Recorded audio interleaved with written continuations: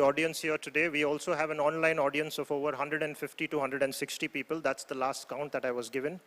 And thus, I would not like to waste time because the online audience is waiting for us to start. But first, let me start by introducing the management at JB. I would first like to introduce our CEO, Mr. Nikhil Chopra.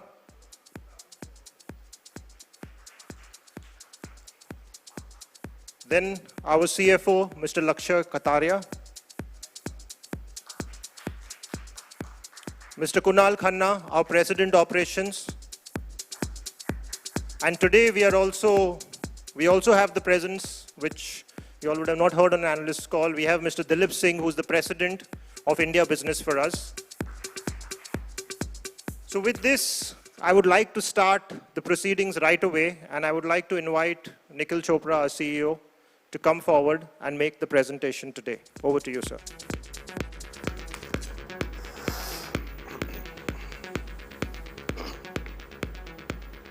Thank you, Jason, and a warm welcome to all of you. We appreciate your time, and thank you for coming today afternoon, and we are also feeling privileged to host the first physical investor meeting. The agenda has two parts. In terms of first, we'll be talking about overall the milestones that we have kept for ourselves when we had our last strategy presentation to many of you 15 months ago. What is the journey that we have traveled in last 15 months, and we'll be talking about our annual performance, Q4 performance. And then we have some surprise element to talk to you in terms of what are we trying to do in terms of creating our new identity. So let me get into the presentation part in terms of what we are trying to share with all of you. So I feel privileged when I see this slide. As a company, 45-year-old company, four decades of rich legacy that we at JB enjoy. In 1976, late Mr. JB Modi founded this company known as JB Chemical and Pharmaceutical Limited, and within a span of 10 years, we could launch the iconic brands which many of you know, and we have been talking regularly about Nicardia, Rentec, Metrogyl, and all these brands are household names, which many of us sitting here, our families have been assured of the good quality medicine that we manufacture from the house of JB. And equally talking about in terms of where these medicines are manufactured, we have got a state-of-art manufacturing plant which is in southern part of Gujarat at Panoli and Daman, which we consider as our pride in terms of all the necessary approvals, compliance in place, and we can vouch for the work that our 2,000 people in our manufacturing plants do every day in and out. For the first time when I joined JB in October 2020, I visited the plant, and I was being told that though we were being affected by COVID for last 2 years, since March 2020, never a single day that our plants have been closed. So we as a responsible company are committed to patients in India, globally, and also committed to the partners that we have been working over last 3-4 decades, which at some given time I will talk in my presentation. Then comes, from a historic moment of time, the launch of Cilacar, iconic brand, once again in the world of hypertension, which today is a 300 crore franchisee. Basically, if I have to call it, it's a bread and butter for us in terms of the work that we intend to do in the world of hypertension, intend to influence the ecosystem of hypertension. That is what we have achieved as a company over a period of time. Talking outside India, we have two home markets, that is a combination of biotech, the way we are known in South Africa, close to 300 crore business, 50 employees, mix of public and private play business that we do. And equally, we are present in Russia by the name OO UPL, where we have got once again our presence in Russia and CIS countries, though the environment is not that friendly to operate, but we'll continue to supply medicines, continue to serve the patients in that part of the world also. And then in 2020, when the dialogues were happening with KKR, when KKR took the 54% stake at JB, and then I was roped in, had the privilege to join this company. I have spent 2 decades plus time in Indian healthcare industry and trying to use all my experience and whatever at least I have learned over a period of time to do the right things in this company. And it has been a dream run, if I have to share with you, in terms of what we have achieved, which we'll talk in the coming part in the presentation. October 2020, when I joined in, we were 32nd ranked company in India, and it's a pride moment for me to share with all the good work that our teams sitting here and on the ground at our manufacturing plants. Today we are 23rd ranked company in Indian pharmaceutical market, and this has never happened in the history of Indian pharma market. And if it has to happen, I think JB will be the only company to climb more ranks. That is where we stand. Also, beside the new brands, the big brands that we have got, the entire opportunity to get into newer categories of business, look at things more progressively, look at how conceptually we can make a company which is future ready, resilient to difficult times that all of us have seen in COVID times. So that is the intention going ahead, and at the end of the day, patient first, looking at how we can serve more and more number of patients, not only in India but globally. This I have spoken. So let me come to, in terms of where I think many of you would be interested, in terms of where we stand, how we have performed. Committed to what we shared with you in terms of quarter to quarter, where we have been interacting with many of you. Good quarter for us, 600 plus crore revenue, 625 crore, that is what we could achieve, growing at a pace of 18%. Many of the companies, as all of you know, are struggling for growth, and not only growth, we fundamentally believe in profitable growth. So good growth in EBITDA, which at some given time our CFO will come and talk more about financials. But the new peak that we have achieved in terms of revenue, we were able to cross a milestone of 2400 crores. So 400 crore addition in top line that we have made, and growing at around 19%. Our contribution of business is equally divided, if I have to talk about 50% from India, 50% coming from international market. But the backbone of this growth is the performance that we have delivered, what I spoke earlier of the ranks that we have gained in Indian pharma market, a robust growth of 30%, which is unheard in terms of what we could deliver, and backed up by the entire concept of that we have been working in the company, which I have been speaking earlier of big brands getting bigger. With the new go-to-market strategy that we had put in place 15 months ago, which we have been speaking, the entire transformation that we have done in India business, we could create space for new launches. Our new product contribution was hardly 1.5%. Last year, our new product contribution is close to 4%. And fundamentally, I believe if 2,500 people working on the ground, motivated, charged, better trained, if we are able to generate prescriptions for new products, make big brands bigger, I think that is what any company would dream of. That is where we stand. Equally, from an international point of view, where our guidance had been that by the end of the year we should be close to low double-digit growth. That is where we are. Last quarter we had a good performance, and we could see some upbeat demand coming, particularly in the world of contract manufacturing business, where we closely work with some of the big multinational players that we'll talk in detail. So overall, if I have to talk about from both parts of the businesses that we stand today, India business continues to deliver market-beating performance, and equally international business has bounced back with low double-digit growth, and that is what we intend to do in the coming time also. We had laid down, this is what I have spoken in terms of the ranks that we have gained, the 5 brands which have been the backbone of what we have delivered as growth. They continue to gain ranks, they continue to deliver market-beating performance, they continue to beat the market in a significant proportion, and equally new launches, the entire new go-to-market strategy that we had put in place, we had optimized our resources. We had overlap of prescribers, so we looked at in terms of how we can at least optimize our resources on the ground, launch and get into new progressive category of business, and that is what we have done. We have ventured into the business of pediatrics, respiratory. We have launched a new division. We have launched products in the world of metabolics. We have launched product in the world of diuretics. And in next 18 to 24 months, the products that we have launched, not all 15, but at least half a dozen products, I expect that we should generate a revenue of 12 to 14 crores for each product, which conceptually should give us a revenue of 100 crores, which would be a next big milestone for us. What also parallelly, what we have done, and this probably is a new learning for us, which always I wanted to do, is to get into the world of acquisition, and we could get a good asset in the form of Senzyme.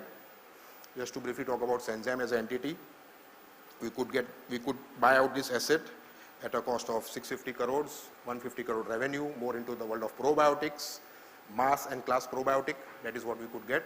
Good gross margins, huge opportunity. Probiotic market in India is going at around 14 to 16%. We have got 7.5% market share. We intend in the coming time we should double our market share. We should become top 3 players. That is what we want to do. Nobody is running away from the cost pressures that the industry has been speaking, not only in pharma but across sectors, with the RMPM cost going up, the freight cost going up. Overall, the difficulties that all of us have been hearing and witnessing in terms of the inflation cost which is going up. So eventually there are going to be headwinds in the business. But equally we are looking in our organization, and that is what has been a learning for us in terms of how do you drive better productivity, not only on the ground, not only in manufacturing plants, but across the company. And that eventually will only help us to reinvest in the business. So we had laid down 5 pillars in terms of what we want to do in our domestic business, and just to once again reiterate that 60 to 70% of our time, money, effort, energy will go for India business. That is where we stand. And if I have to elaborate on all the 5 levers, the entire realigning go-to-market strategy, where we had put a full transformation process in place. We re-optimized our resources on the ground. We looked at how do you cater into new avenues of progressive category of businesses. That is what we have done. Get into new launches which should generate revenue, and those all are helping us in terms of gaining ranks. If you look at the per person productivity, as we call in India business, we started in FY19, we were close to 3.5 lakh rupees. Today we are close to 5.6 lakh rupees, and going ahead, we see this productivity to grow at 12 to 14%. So that is where we stand. So looking at overall as a picture with good gross margins, better mix of products, this should only help us of driving better productivity.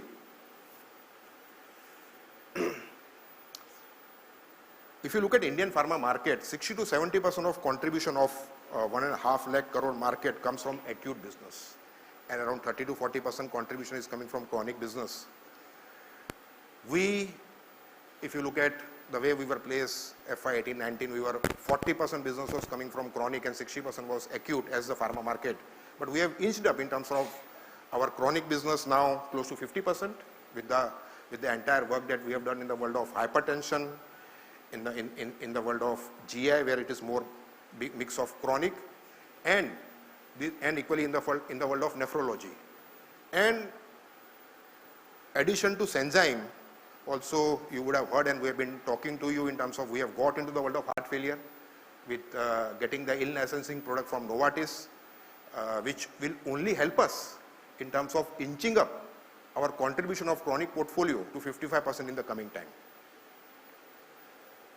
This is what I was talking about, and many of you when we have been interacting, that JB is a 5-brand story company. But actually, friends, it is not a 5-brand. We are talking of 50 SKUs put together in this franchisee. When we talk of Rentec, when we talk of Metrogyl, I think we have got the privilege in terms of the fundamental work which has been done in the company of getting into the world of incremental innovation. So just to give you examples, we have got Rentec 150 milligram, Rentec syrup, but also we have got Rentec OD 300 milligram, which conceptually is at the prescription from the specialist. We have got Metrogyl 200, 400 milligram tablets, which is a household name. But equally also we have got Metrogyl ER 600, extended release tablet, which drives better patient compliance. We have got Nicardia, which is a drug of choice for uncontrolled hypertension, Nicardia 30, Nicardia 60, Nicardia retard. But also we offer as a product in our basket, Nicardia XL, which is extended release, which drives better patient compliance. So not only legacy product, but equally the company has worked over a period of time of getting the right line extensions and incremental innovation as we mean. Let us talk of Cilacar for a moment. 300 crore franchisee. People will be talking Cilacar is a 1 brand, but I can count. It starts with Cilacar 5, 10, 20, Cilacar M, Cilacar T, Cilacar TC, Cilacar TM. Enough opportunity, variety of indication, different specialty. 1 in 4 hypertensive patient is is not knowing that the person is suffering from hypertension. So it's a huge opportunity for us in terms of how we can drive the ecosystem, and why not to aim for in next 5 years. Who knows, this brand would be worth 1,000 crores. That is what is the intention going ahead. That is what we want to do. So what I wanted to share, it is not a 5-brand story company. It's an opportunity that we look at in terms of what we want to do with doctor community in metro, tier 1 town with the specialist, and also look at what we can do with channel for our legacy portfolio, for our Rentec and Metrogil, which conceptually will help us only to gain ranks and deliver market-winning performance. New launches, I spoke earlier, contribution was close to 1.5%. Today we stand close to 4% contribution, which reflects about the engine which is running on the ground is agile. That is the way we think, and we have got into some category of products, which is a combination of getting into the world of respiratory, with more into specialized world of respiratory with lung fibrosis, getting eventually into the world of diabetes. With cardiology, we have got a good presence. Why not to extend that in the world of metabolics, getting into the world of diuretics. So we'll continue to launch the products where we want to play and win and generate prescriptions, and look at not venture into a new category of business where the life of our medical representative on the ground becomes difficult. We want at least a good starting point where we have the relationship with the healthcare professional, where we can go and demand for prescriptions. Let me spend 2 minutes on what we are trying to talk about, Sanzyme and Azmarda. From an opportunity perspective, 2,000 crore market in India, probiotic, where we hold 7.5% market share in the form of Sporolac, which is mass probiotic and equally class probiotic, Loban and Oxalo, which is basically more in lieu of halting the progress of chronic kidney disease. That is what we have acquired. We have got a lot of synergies as we see from a prescriber base. Nephrology as a specialty is close to us. GPCP, mass probiotic, we can enhance our presence. Life cycle management is a tremendous opportunity when we look at Sporolac as a brand. 2,000 crore market, mass probiotic, 500 crore market opportunity for liquid probiotic, where we don't have today the formulation. So eventually you will see some new line extensions from us in the form of liquid formulation for probiotic. Equally, some of the geographies where JB as a company has got dominant presence. If I have to talk about UP, Bengal, Kerala, where 40% of our business comes, there Sanzyme as an asset is under leveraged, under penetrated. So this is a perfect opportunity for us in terms of how we can increase our foothold and at least look at doubling our market share and look at how we can get the prescription from the specialty. Coming to Azmarda, this according to me is a disease of next decade when we talk of heart failure. 12 to 15 million patients suffering from heart failure in India, and only 10 to 15% of population is today getting treated. Maybe because of the cost of therapy, maybe because of the diagnosis being not done. Last week I was in Delhi attending a CME among top cardiologists, nephrologists, diabetologists of the country, and they are putting some consensus as guidelines in terms of what can be done in the world of hypertension and heart failure. And the theme which came out, which conceptually we want to work, is to prevent the progression of hypertension to heart failure. And we are perfectly poised with our brands like Nicardia, Silacar, and now Azmarda in terms of how we can influence the ecosystem and work towards how patient can be well treated, how we can influence the ecosystem, and look at how more diagnosis can be facilitated.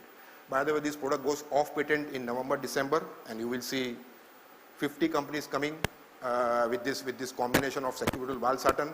But we have got 6 to 8 months where we are looking at how we can at least look at better medical marketing presence, look at in terms of how we can improve our spread of prescription. That is the intention going ahead. Sanzyme I have spoken. Azmarda also I have spoken.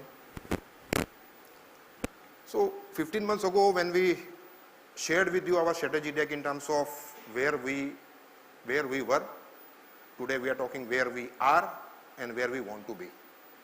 We were 32nd ranked company. Today we are in top 25, the fastest growing company in Indian pharma market, have gained ranks. We want to be in top 20 company, backed up by the work that we want to do organically, continue to deliver market beating performance. looking at inorganic assets. We'll not be shying away in terms of if there are opportunities which are coming on the table, which are more synergistic to the work that we do in the therapies where we are present, and not putting stress on our balance sheet. Also, if you look at the contribution which is coming from India business, which is close to 50%, we are looking at how does that contribution goes to 60%. And eventually within that 60% business of domestic business, we are looking at how does the chronic contribution go up. That is what is the task that we have taken. 5 branches, top 300, the way I look at in next 8 to 12 months, we should have Sporolac, equally Azmara as a new entrant in top 300, and that is why at least we have got into the world of acquisition of these brands. New launches has been not a great story for JB for last 5 years, but eventually now we have got into some new categories of business with reorganization, optimizing our resources, and the initial signs in terms of what we see from 1.5%, the contribution has come to 4%, and going ahead, we would like to inch up this contribution and look at how do we at least get more into progressive categories of business, be it pediatrics, respiratory, metabolics, diuretics. That is what I shared earlier. Specialty focus. We were more a GPCP company. We were close to physician for hypertension, but now we are looking at with heart failure focus, with what work we want to do in the world of hypertension, diuretics, how can we come close better to cardiologist, what can we do with respiratory specialists, diabetologist. So that specialty focus we want to do in metro and tier 1 town of the country in terms of getting prescription for our progressive SKUs, and equally look at what we can do with our legacy product in the world of channel. I spoke about purpose and productivity in terms of where we stand, where we were, where we are, and where we want to be. Close to 3.5 lakh per person productivity where we were in FY18. Today we stand to 5.5 lakh rupees. Eventually we want to get into a bracket of 6 to 8 lakh rupees, but it's a journey. That is what we want to travel. More talking about, because whenever we talk to you, people have been complaining that you don't talk more about what is happening in the international market where JB is present. So outside India, if I have to talk about, before coming into the performance, let me put this slide in terms of where we are present. Outside India, our home markets are South Africa and Russia. South Africa, close to 300 crore business, 50 employees. We are known as biotech there. We own the 100% subsidiary. It's a combination of public and private play. Obviously, the public margins are thin. Private market, we are looking at how does the contribution go up. It's a generic play for us in South Africa. Russia, overall, we have got around 10 brands which we market. It's a brand barrier market in terms of when you look at not easy to get product registered, but we are fortunate, close to around $20 million business, which we'll talk in detail in terms of the geopolitical issues. What are we trying to do in terms of looking at the guarded approach that we are looking at, how do we take this Russia and CIS presence ahead.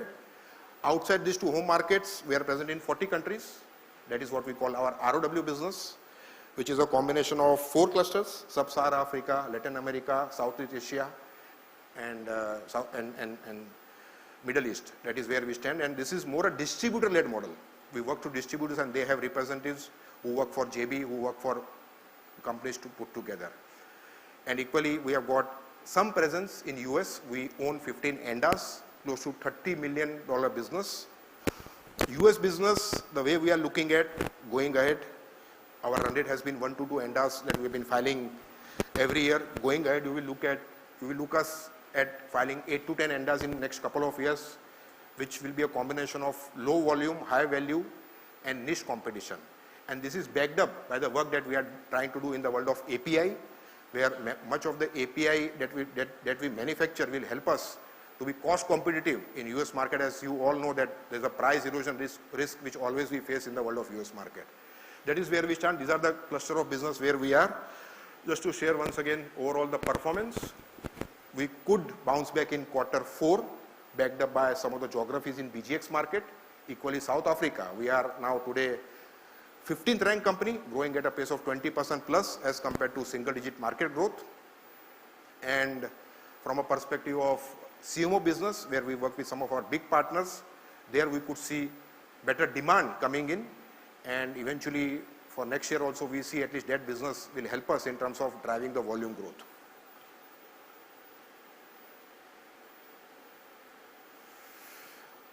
Outside India business, if I have to talk about one thing which which we feel pride in terms of the work that we have done over a period of time and the relationship that we enjoy with some of the big multinational players, be it Procter & Gamble, Johnson & Johnson, Reckitt, Adcock in South Africa, where we closely work with them. And this relationship has been long-standing of last 2 to 3 decades in terms of where we stand. And this is majorly dominated by the work that we do in the world of lozenges. And lozenges business for us, we are the 5th largest manufacturer of lozenges globally. Though up till now we have been present in the world of cough and cold, but the agenda going ahead is to widen our offering, get into the world of immunity, wellness, acid peptic disorders, oral thrush. So those proof of concepts we are developing, and equally look at how we can add more partners. So this, according to me, when we have the capability, when we have the capacity in terms of how this business can become big. This business is close to $30 million for us with good gross margin. We are looking at how you can double, triple this business in the coming time. So this was a quick presentation from my end in terms of the scorecard of last 15 months, how we have performed, and equally the strategies that we had laid down 15 months ago, where do we stand today, and some glimpse of what we want to do in the coming time. From here I will like to invite Lakshay Kataria to talk more about financial details in terms of how we have performed in last quarter and annually. Thank you.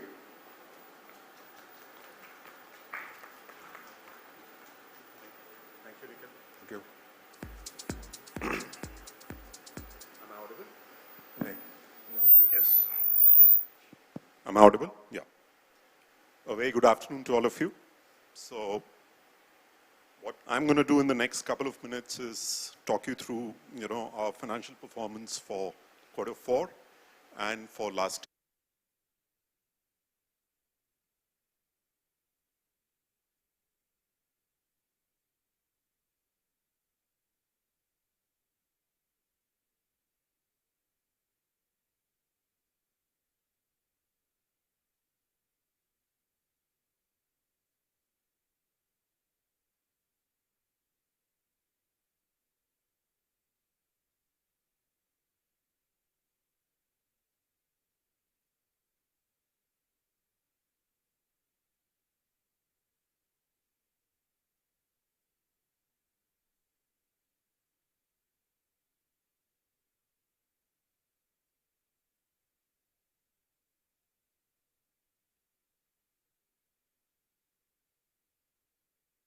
Where are we going from a business perspective?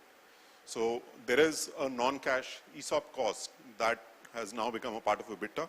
So if you sort of add back, and also add back some of the one-time costs. You're aware we, in the last one quarter, we closed 2 acquisitions. So there were costs related to transaction, advisory cost.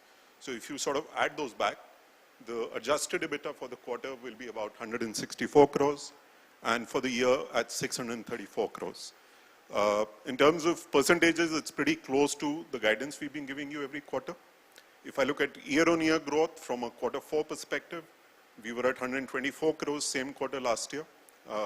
So underlying EBITDA is about 164, and for the year against 560 crores, we're reporting about 634 crores. And like Nikhil said, I think the endeavor has been to be close to our guidance and also sort of balance, all the headwinds we are seeing in our operating ecosystem, but also investing for growth. So I think as we move forward, that is going to be the journey. We will sort of invest for growth, and, we do get questions in terms of, our OPEX trends and how some of the underlying expenses have moved. But it's a very considerate choice of, balancing growth, long-term growth, and the places where we want to invest. Yeah. So from a perspective of a little bit more color, so in terms of how things have moved, EBITDA I talked about, 32% growth over last year for the quarter, 13%, during the year. Gross margins, as you've seen across the industry, have seen an intrinsic dilution, right? Cost pressures have caught up with everybody, whether it's the freight cost, whether it's raw materials, packing materials, whether it's power and fuel. I think across the industry, we have seen those spike up. We are also sort of not untouched. We are also seeing those challenges. But I think through a mix of pricing, through a mix of cost initiatives, efficiency projects that we are driving, we've been, I think, able to do a good job in terms of holding close to 64, 65%, if you see various quarters during the year. And overall for the year, we ended closer to 65% gross margin. Our operational expenses have sort of stabilized if you, adjust for the acquisition-related expenses and the acquisition we made quarter on quarter. Largely the operational expenses were stabilized. PAT, I would explain in a little bit more detail in one of the slides, but basically I think two things have happened on the PAT development year on year for us. One, we had certain one-offs, last year to the tune of about 40 to 50 crores. So those one-offs have sort of gone off. And also as we have invested for growth in acquired businesses, the treasury income obviously also goes away, right? So that's the reason you don't see the fall through of EBITDA into the PAT line. So I'll probably explain you a little more on the underlying trends in a subsequent slide. Yeah. So these are the reported numbers. Not much to talk beyond what I've already done. Tax rate, again, closer to 25% for the year. A little bit lower this quarter because, we sold certain mutual funds. There the effective tax rate is lower, so we've got that benefit during the quarter. Otherwise, not much to sort of add on the numbers. Yeah. A little bit on the cash flow. So what you basically see is, what we've reported as cash from operations is about 170 crores. I just want to explain, it's not actually the real performance of the business because we've had substantial investments, one, in the brand acquisitions we've made. We've had to pay, fairly substantial amount of GST, right, on the brands we've brought. In addition, to ensure continuity of supply and continuity of our business operations, we've chosen to invest, in our supply chain, be it in terms of vendor advances, inventories, certain part of trade receivables to make sure, our businesses are not disrupted. So that's a sort of a conscious decision by choice. So a fair bit of this 300 crores that you see going in working capital is actually attributable to that and not to, the underlying business. So overall, from a cash perspective, we've generated about 30 crores roughly during the year. And by and large, as we had explained earlier in one of the calls, most of the cash was used up for the acquisition of Sanzyme business. So move on. Yeah. So a little bit glimpse of, if you see over the larger period, how have we sort of been faring. So if you look at our revenue trajectory, right, there is a CAGR of 14%. So from 1400 crores to 2400 crores in a matter of, 4 years, which is a CAGR of 14 to 15%.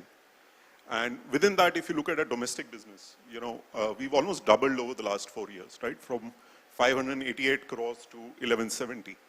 And if you see, more than 70% of that is getting added in the last 2 years, right? So I think fair bit of acceleration seen by the business, as Nikhil explained, in the last 2 years.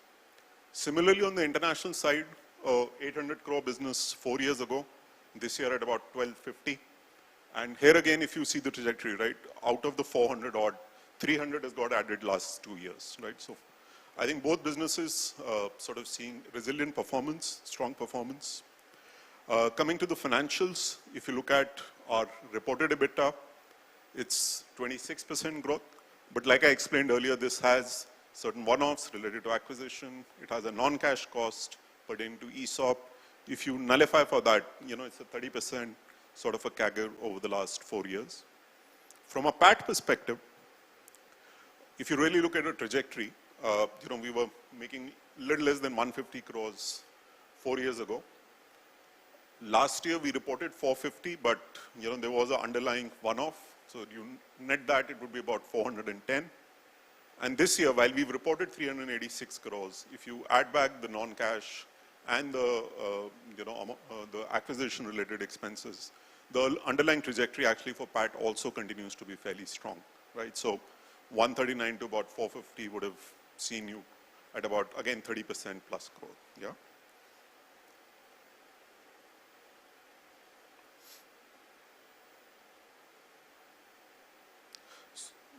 I think that's my last slide. I'll probably hand it back to Nikhil again for his closing comments.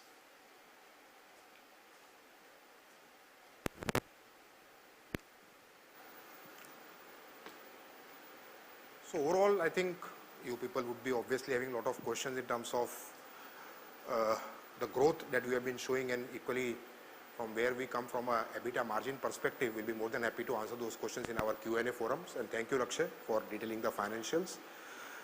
Now coming to the second part of the agenda in terms of what we want to talk to you. Setting the context in terms of how and what we as a company has been known as. So when I joined this company, obviously we are listed as a company called JB Chemical and Pharmaceutical Limited. So people have been asking whether you are a chemical company. What are you trying to do in formulation? You have to give them answer.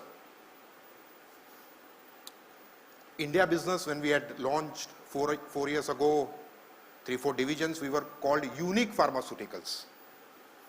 What is Unique Pharmaceuticals? Then you talk about Russia, OOUPL, third name. You talk about South Africa, you are called Biotech, fourth name. Last 2 years we have been calling ourselves JBCPL, some of you would be knowing. So it's the brands in the company have a better identity as compared to the company identity. That is what we felt in last 12 to 18 months, and we would have done this exercise 12-18 months ago, but we thought at the right time, regularly communicating and talking to all of you, and the journey that we have traveled in terms of where we stand today. And I think you people also have better visibility in terms of understanding the company better. We have been working for last 6 to 8 months in task of getting the right identity in place, which I think is a good starting point. And company identity building over a period of time, talking more about corporate, is a journey. That is what I believe, and that is what I have practiced in my previous organization. So here it's a good starting point where we think today at least JB Chemical and Pharmaceutical as a company has been spoken around, at least doctors know us. So we thought why not to use this opportunity and come with a new identity which is not that different to where we stand, but close, and at least looking at from a perspective of what we want to be known as. So we are not changing our identity on the stock exchange, but we are now getting into a new branding of what we should be known as and how we will talk about ourselves in the coming time. So at this moment of time, I would ask my audiovisual team to have a corporate identity video, which I think will talk about itself. And then let me come back and at least talk to you in terms of how do I feel about the new identity.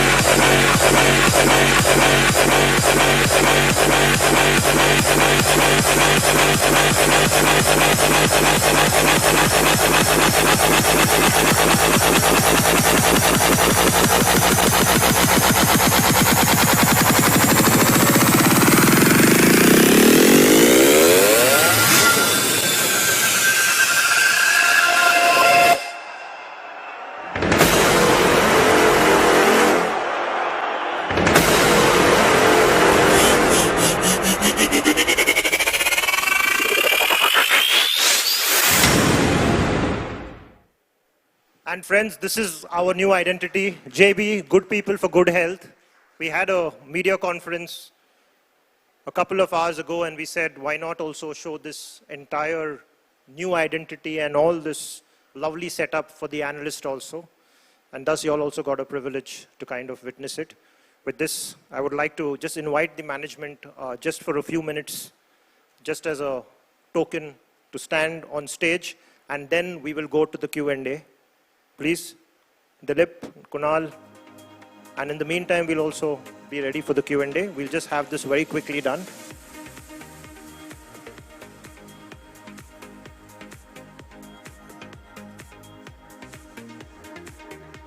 As you know, there are more than 250 people online also watching us. So it is important that they also get a glimpse of this wonderful event, along with the results that have just been announced. So we're going to keep this short and sweet, and that's it. Thank you. So as this logo goes on stage, goes behind, we'll request the management to come on stage for the Q&A, and we'll start the Q&A in just a couple of minutes.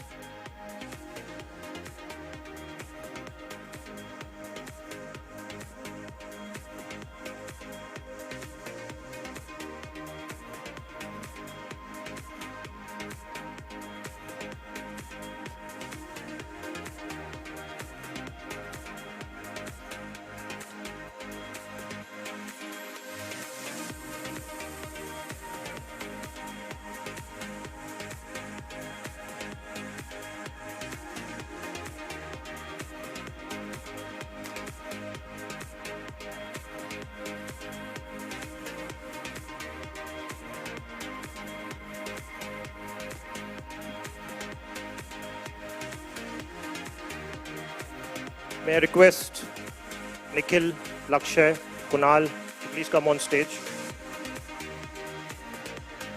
And I think we can now dim the lights because I can't see anyone in case they have to ask some questions. So I think we can begin with the Q&A, and first the opportunity for the physical audience. So anyone who would like to ask a question, please raise your hands. Yes, please. Please go ahead. The lady, sorry, I didn't get you. Why don't you just stand up? Can you just give a mic here, please? The lady in the black. Yeah, hi. Good evening, everyone. This is Rashmi from Daulat Capital. My question is related to Azmarda. Since it is going to become off patent in Jan 23, and we will see that 50 companies will enter into this category, and for next 6-7 months we have time to penetrate in the market as well. So here, what would be the cost that would be associated to it, and will it impact operating margin? And also, are you expecting that when many companies come into the picture, whether it is going to expand the overall market, because the penetration for this particular product in our country is pretty low? Right, can you hear me? Yes. Yeah. So, like Nikhil mentioned, we have invested in a therapy which is quite progressive. And we believe, just like what we saw over the last 2 decades, what happened with lipids and statins, the next 2 decades are about heart failure. Just to give you some broad numbers, we are talking about heart failure, 15 million patients, 10 to 15% only under treatment. The key inhibitors out here are cost of treatment, as well as the fact that there is limited awareness about therapy, since this molecule was only launched 3 years back. Going forward, certainly the competition is going to intensify. There are no two ways about it.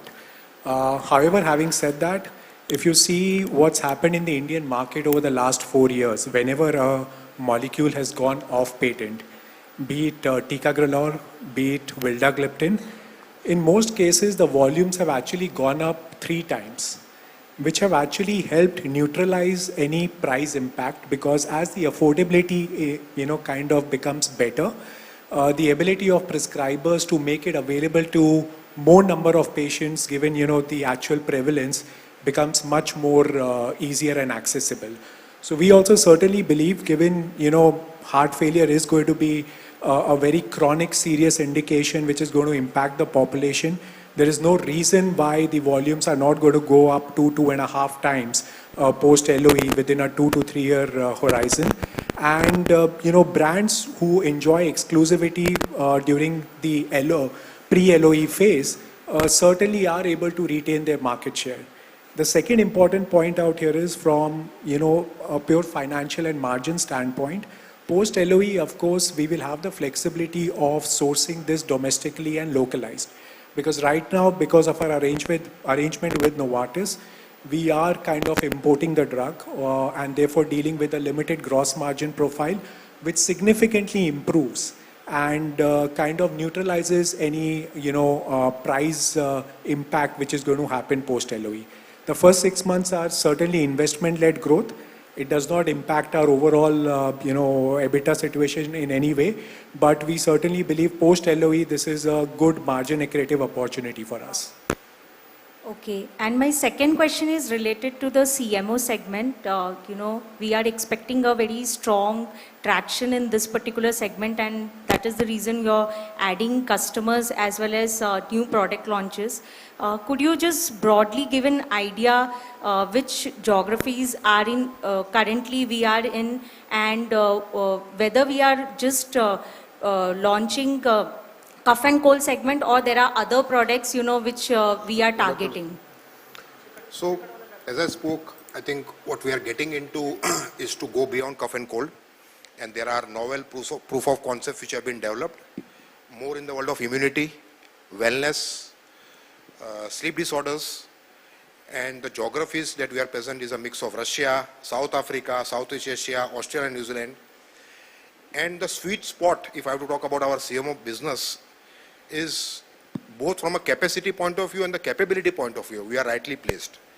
And we are not just a dormant CDMO partner. We actively participate with all these big companies periodically to get to know about the market happenings, equally participate in brainstorming with their teams, look at how conceptually we could be delivering better drug delivery, how conceptually we can be cost competitive, and widen our portfolio depending upon what is the demand for the new products coming in. So this business, according to me, has all the right elements, the way we are placed. And with good gross margin, we are looking at least how do we make the best out of this opportunity that we have got in place. Is there another question? We have some senior pharma analysts, Anubhav, Prashant, but why don't you go ahead, please? Me? Yeah, go ahead, please. Hi, this is Tausif Sheikh from BNP Paribas. Sir, for congratulations on a good set of numbers in a very challenging environment. My question is mostly to Nikhil, sir, about India business. So where would you like to see your India business next to 3-5 years? And what will be the key drivers and how many MRs you plan to add in FY23 and 24? And also, if you can give the update on respiratory division, like how big it is for India and what are your plans, because you have a string of handling Cipla's inhaler and you are very good at it. So do you plan to enter any device-related respiratory products going ahead? First of all, we don't want to get into the world of inhalation. I think there are enough companies who can do justice to the portfolio that they have got. But there are selective opportunities in the field of respiratory, more in the world of lung fibrosis, pulmonary hypertension, mucolytic agents, anti-allergics. There we have launched the products. Still, the revenues are not up to that level because it has been a 6-month journey only. But we are seeing enough traction of prescription. That is what I can share at this moment of time. On India business, as I shared in terms of where we stand today, 23rd ranked company, close to 1% market share, gained 9 ranks with a combination of JB's, Enzyme and Asmada.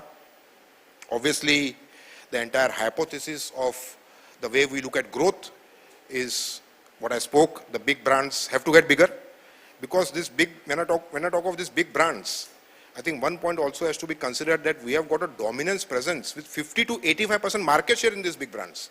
So we conceptually have to drive the ecosystem in terms of how more and more number of patients suffering from hypertension or what work we are trying to do in the world of GI disorders will only help us to drive market-beating performance. With a combination of organic work that we are doing and delivering market-beating performance and in the form of inorganic assets that we have got, we obviously want to be in top 20. That is where we stand. I have answered your questions. So MRs, today we have got a mix of 2,500 people when we look at all the three entities. So in near future, we don't intend to add any MRs. We are looking at how do we drive better productivity. That is what is the intention going ahead. And with all the process and systems that we have put in place, getting into the world of Salesforce excellence, Salesforce automation, optimizing our resources, digital marketing, patient initiative programs. I think we have enough opportunities with 2,500 people on the ground. Hello, sir. This is Amar from Alpha Accurate. Sir, my question is primarily on the Senzyme acquisition. Can you help us understand, what would be the revenue for FY22 for Senzyme and what would be the margin? And secondly, what would be your target for Senzyme, let's say in 3 years, both from the revenue and the margin perspective? So FY22, the revenue was almost negligible. It was first 2 months of our operation. We were more into the integration part of Senzyme business. We have acquired this business where the revenues were close to 140 crore with good gross margin of 70%. More than getting into the revenue aspect, let me talk about the way we see this business. What I spoke, we have got 3 big brands. First being Sporolac, close to 60 crore brand, where we hold 7.5% market share, 5th largest player, growing at around 8-9% as compared to market growth of around 14%. So first we would like to at least deliver market beating growth. That is what if we are doing at JB, why not to intend to do the same for Senzyme portfolio. Equally, when we look at Sporolac as a brand, enough opportunity in terms of the geographies where Senzyme as an entity is under leverage. What I spoke in markets like UP, Bihar, Bengal, Kerala, where we have got dominance present from JB. And third, enough opportunity in terms of doing life cycle management, getting into new age portfolio, getting into liquid probiotic. That is what we would like to do for Sporolac as a brand, and you should see us in next 8 to 10 months. This brand, we want to get featured into top 300. Coming to class probiotic, if I have to talk about, where we have got a couple of brands with the brand name Loban and Oxelo, where the revenues are close to 40 crores. There we see huge opportunity because nephrologist as a specialty is very close to JB with what fundamental work we have done over a period of time. And these 2 products basically halts the progression of chronic kidney disease. That is what is indicated. And these 2 products have enough evidence in terms of when we go and detail in the clinic of nephrologists. We meet close to 2,000 nephrologists, and there are 1,400 nephrologists who are giving prescriptions to JB. So that is the strength that we enjoy. So from a perspective of opportunity, not getting into where do we see 3 years from here, but I think if you can look at from a Sporolac mass probiotic opportunity, geography and footprint opportunity, life cycle management opportunity for mass probiotic, and equally the work that we want to do in the realm of class probiotic, we conceptually are better poised in terms of climbing our rank, 5th largest company in probiotic. We want to be in top 3.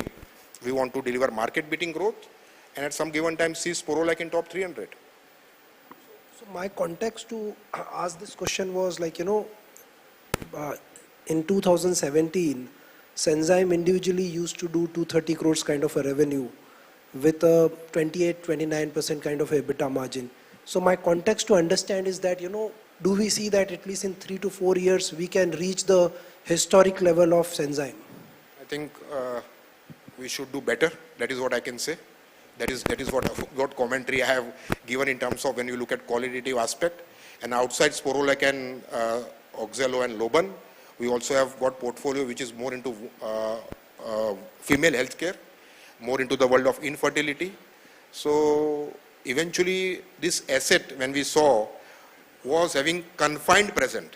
Now we are looking at how do we improve the breadth, go more wide, and at least bring a lot of discipline in the work which has to happen in the clinic of healthcare professionals, what we have done in last couple of years at JB. Yeah. Yeah, we'll take the next question. I see a hand going there. Yeah, go ahead, Nitya.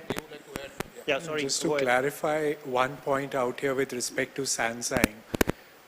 what we have acquired is the domestic brand sales, right?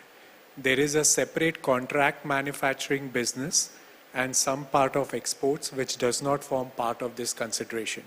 So just wanted to clarify that part with you because, you know, some of the numbers which you kind of putting across may have that element as well. Thanks, Kunal. Nitya, the next question, but before that, the online audience, in case you would like to ask a question, please let us know. We'll unmute you and you can also ask a question. Nitya, go ahead. Yeah, Nitya from Bernstein. Nikhil, if you can tell us a little bit about your trade generics foray in India. Why now? Why does it make more sense now? What kind of therapeutic categories are you looking at? And one concern is, do you see this as expanding the market itself, or is there a threat that it might cannibalize your branded generic sales? So Nitya, we had less than 5% of portfolio which was not on the prescription of healthcare professionals. It was more in the world of cough and cold pain.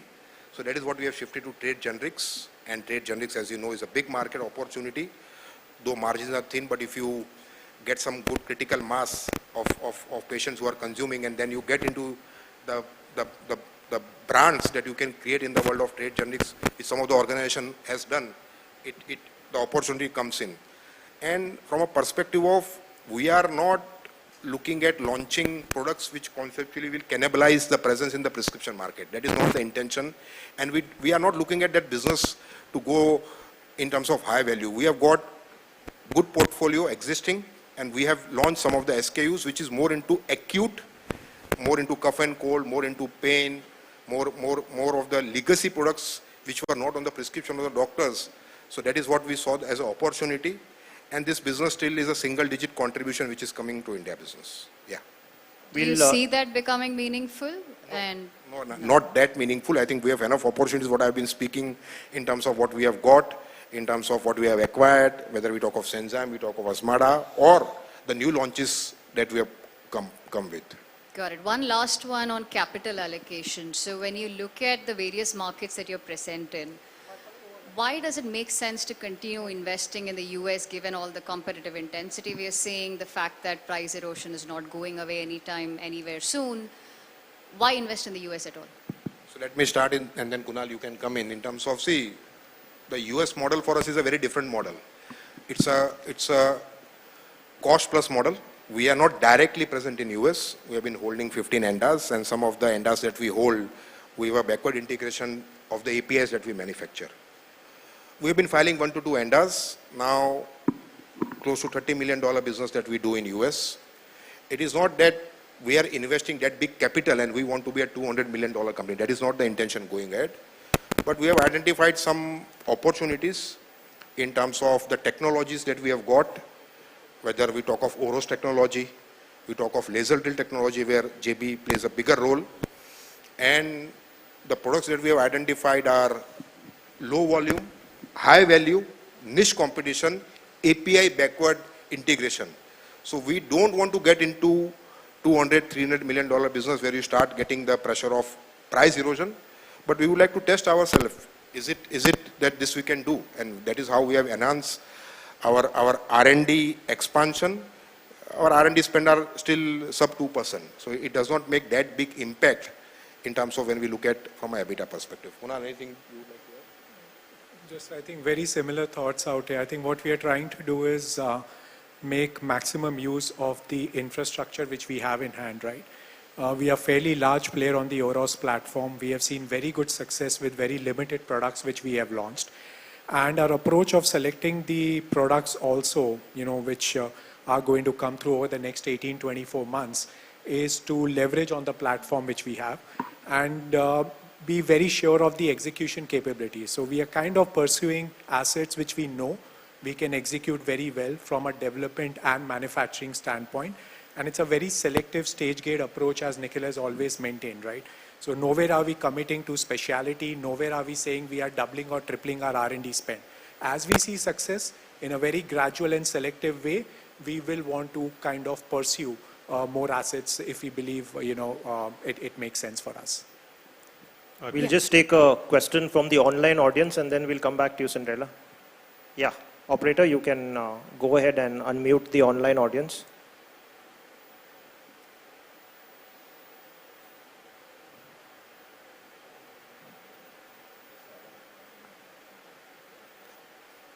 I guess if that's not happening, we have a question on the chat box.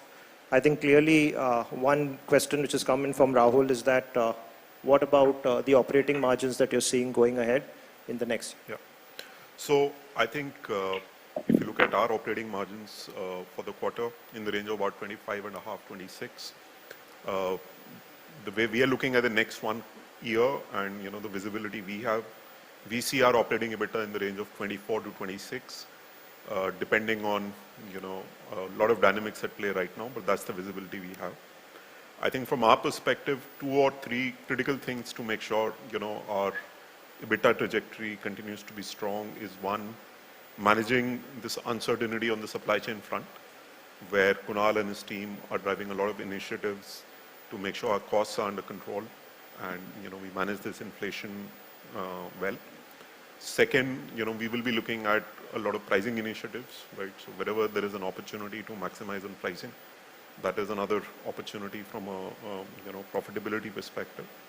And last, while we continue to invest for growth, Nikhil, Kunal talked about Azmarda, Sanzyme, we'll invest, but on rest part of our expenditure, we'll be fairly disciplined, right? So I think a combination of these 3 should help us make sure we are closer to our long-term guidance in terms of the operating EBITDA. Thanks, Lakshay. Yeah, we'll just check once again on the online audience. We have the question from Mr. Ranveer Singh. Go ahead. Yeah, thank you for taking my question. My audio was disconnected for a few minutes, so maybe you might have explained it, but just at a cost of repetition. Just wanted to understand that in Q1, was there any contribution of Sanzyme and in CMO business from Reckitt?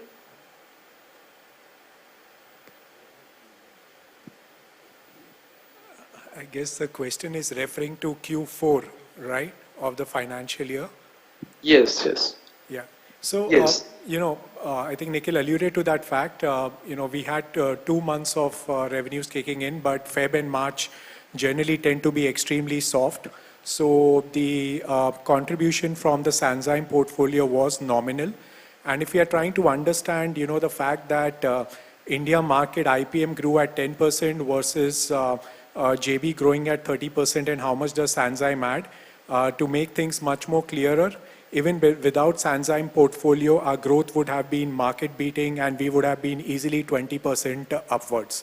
So organically also, without that portfolio, we would have had almost 20% plus growth. I think he had one more question in terms of what was the CMO uptake. So CMO, we had some good orders in terms of not Q2 and Q3 were not great months, but Q4 we could see the demand coming back. But it was one-off in terms of what demand came for the CMO business. But eventually we see some robust order book for the coming year, because that business, some of the geographies, particularly Southeast Asia, Russia, Canada, Australia, and New Zealand, where we have been working closely with our partners, there we see robust order book going ahead. But if you look at standalone Q4, the figures were uphill, which would not be the run rate going ahead. So that is what we want to clarify. We'll take another question Okay, from the so online. 17 product. Yeah, go ahead, Ranveer. Yeah. So 17 products launches include that Sanzyme and that we have acquired? No. Sanzyme and Azmarda are outside those 17 products. And I shared that we have launched new products in the world of pediatrics, respiratory, metabolics, cardiology. That is what we have done. Thanks, Nikhil. The next question. Just a last one, if I can excuse. Yes, please continue. Yeah. So it seems that Metrogyl sales has significantly come down. So can you confirm this? What sales? Metro. Are you referring to Metrogel. Metrogel? Metrogel Yeah, sales. Same. Metrogel sales have come down is the question. Have they come Yeah, down? Metrogel No. in Q4. It is more a seasonal trend. Overall, I think Metrogel we continue to deliver market-beating growth, and Metrogel is a combination of 200, 400 milligram tablets, and equally we have 10 preparations topical in the field of Metrogel. So Metrogel 200, 400 milligram and IV are more seasonal dependent, but equally the topical preparations that we have got, maybe NO Metrogel, Metrogel P, Metrogel Gel, Metrogel, there are different formulations which continue to grow. And Thanks, Ranveer. We'll take the next question online and then we'll come back to the physical audience. Go ahead, Diksha. We have the next online question from the line of Aditya Khemka from InCred PMS. Please go ahead, sir. Yeah, hi. Thanks for the opportunity. I just need to understand the capital allocation. I know this question has been answered once, but I will try to ask it from a different perspective. So when you do your capital budgeting for the US, you consider R&D cost, you consider material cost that you'll incur, which is obviously product dependent, and working capital investments. Capacity, I understand you already have, so you're trying to utilize that. Do you get a return on capital after investing in that investment of more than 15%? Because most of your peers who are present in US and maybe 20, 30, 40 times your sales, and also your peers who are only 2 to 3 times your sales, none of them seem to be beating cost of capital in US. I'll try and address that. So from a US perspective, one, like Nikhil said, it's not a very large piece, right? It's a $30 million business. And our model is different. We work with front-end partners, right? And in that sense, you know, from a capital employed perspective, it's not a significant sort of draw on our cash resources, right? So we do make a decent amount of, return on capital. If you look at last year, you know, as an organization, after sort of netting off the acquisitions and the non-cash expensive, our ROCE would still be upwards of 35%. So I think that should address your question. Thank you. The next question. Yeah. Sorry, go ahead, Aditya. Do you have another question follow-up? Yes, I do. Yeah, go ahead. Thanks, Jason. Just on that, I would just like to again question you on that, because what is the secret sauce that we are using to do more than cost of capital in US, because none of your peers seems to be able to do that.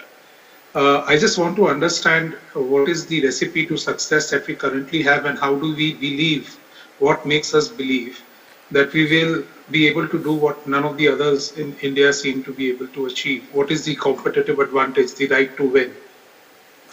I think as far as US is concerned, so far the only thing we'll maintain is the recipe to success is being extremely guarded and conservative, right? That's the major difference between us and some of our peers. We are not kind of anywhere pursuing a strategy which disproportionately increases our revenue mix or balance in favor of international markets, and particularly US. Nikhil mentioned very clearly that 70% of our time, investment, bandwidth, capital allocation is going to go for the domestic franchise. What we are trying to do out there is, we believe we have infrastructure, resources in hand. How do we maximize that and have a very, very selective play to maximize that opportunity? Thanks, Aditya. The next question, I think Aditya has last. Cinderella, go ahead. You had a question? Yeah, thank you. Cinderella here from JM Financials. Want to understand your M&A strategy going ahead. Given that we have acquired few already in India, what is the focus? How should we look at it? And overall, how should we look at the entire growth aspect going ahead? What would be the key driver also? From a M&A perspective, how much kind of traction we should expect? So from an M&A perspective, we will continue to evaluate assets which are more in synergy to where we want to play and win. We don't want to create unnecessary stress on the balance sheet. That is not the intention. We don't want to chase mad valuations. That is what we don't want to do. We will look at if there are brands available which are complementary to the categories where we are present. We will obviously pursue that. That is what we want to do going ahead. I am a big fan of volume growth. If I have to talk about growth, obviously this year we are getting benefit of price growth in the country, but that may not be sustainable for long term. And with 1.3 billion population, huge opportunity, what I spoke in terms of where we are placed as a company in the world of hypertension, now in the world of heart failure, in the world of probiotics. So we will continue to drive volume growth from our organic business. Obviously you will see new introductions which should contribute around 4 to 5% to our growth. And the assets that we have acquired, which today are not growing as per the way market is growing. First of all, we want to get into a market beating performance.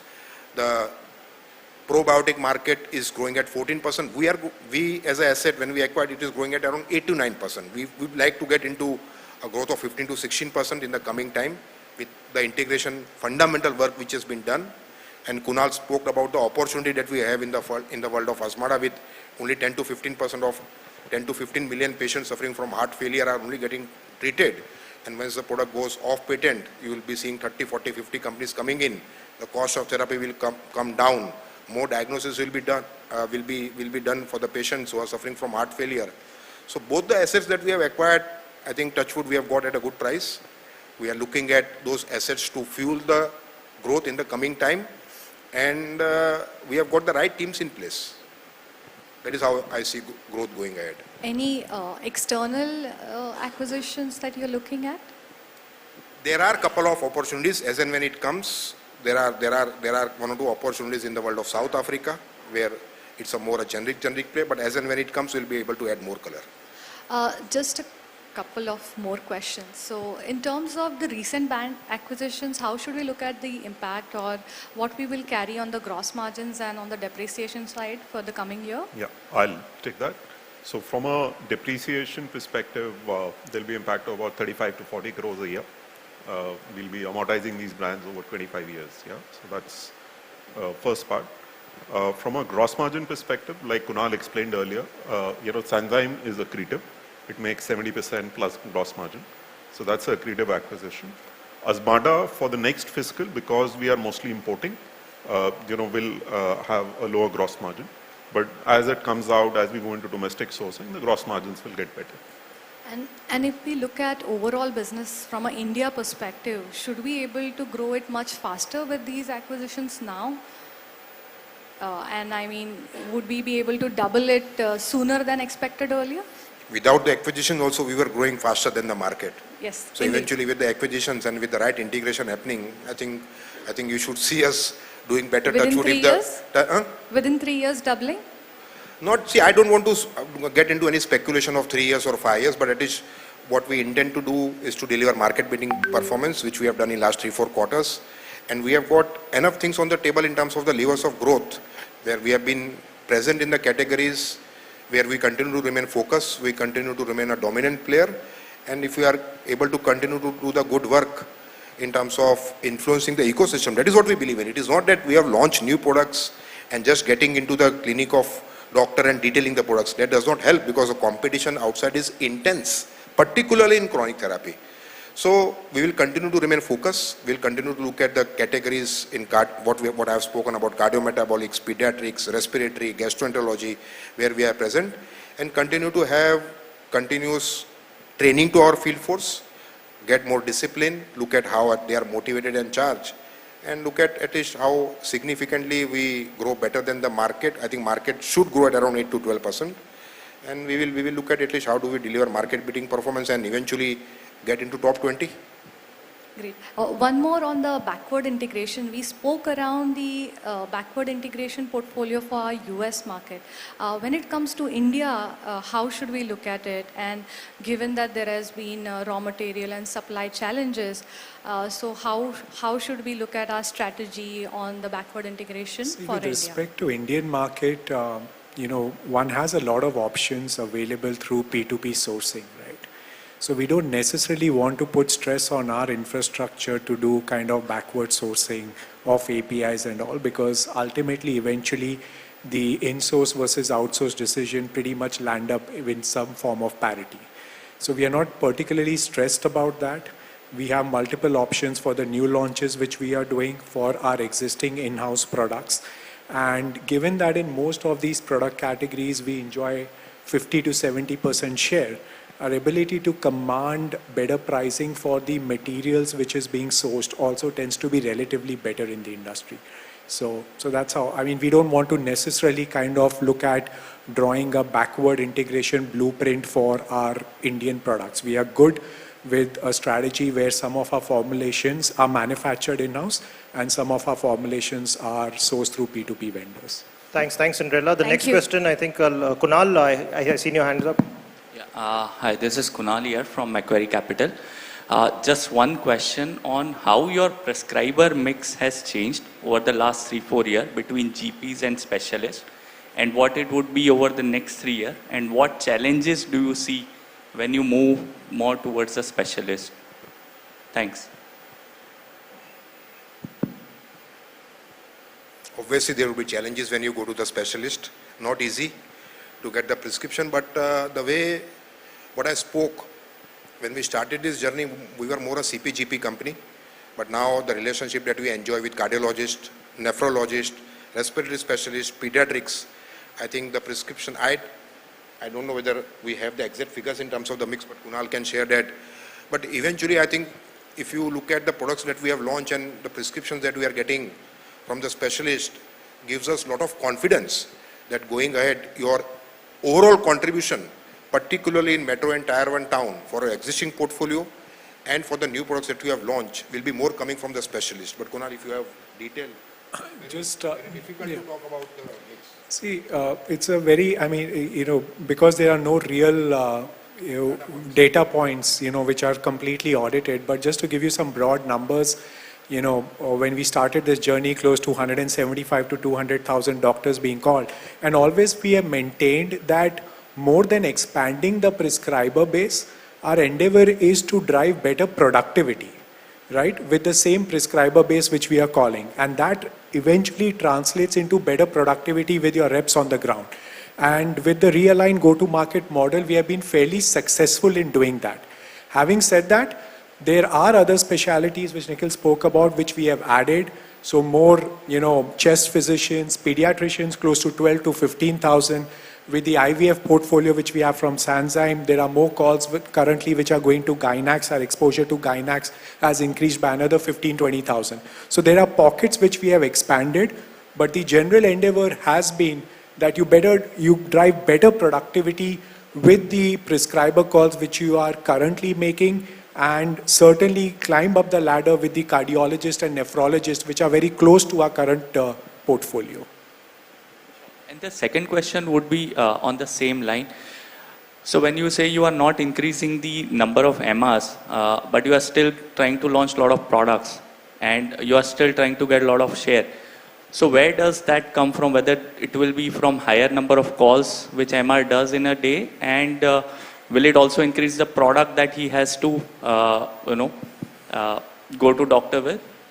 So when we started this journey, what I was talking about, the entire new go-to-market model, which we fully did based on science and evidence, we closely worked with this consultant agency, SMSRC, and there were overlap of prescribers for our big brands like Rentec and Metrogyl.